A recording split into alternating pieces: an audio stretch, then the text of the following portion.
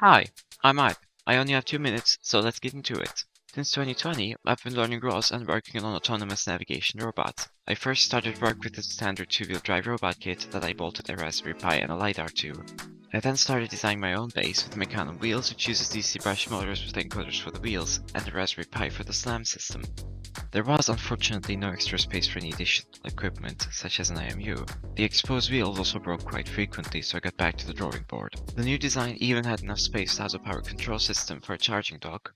However, the DC motors were not good enough for precise motion and couldn't make the robot hook to the charging port. Back at the drawing board, I redesigned the drive base with the stepper motors and added a crude suspension mechanism so that it could go over small obstacles. In order to run the stepper motors of the base, I wrote a custom stepper motor driver that makes use of the waveform generator of the Raspberry Pi. Now it is capable of mapping large areas, as far as a Wi-Fi connection can go at least. Here's a map of my school it graphed. It is also capable of autonomous navigation around spaces while avoiding obstacles using Nav2.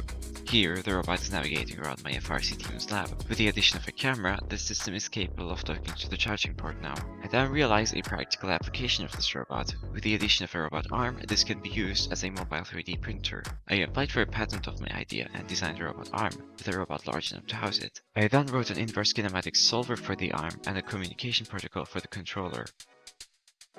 After many prototypes, the arm is functional now. I also spent about 2 months designing custom PCBs for the new robot, but even though I got them fabricated, I couldn't import them to Turkey because they got rejected from customs.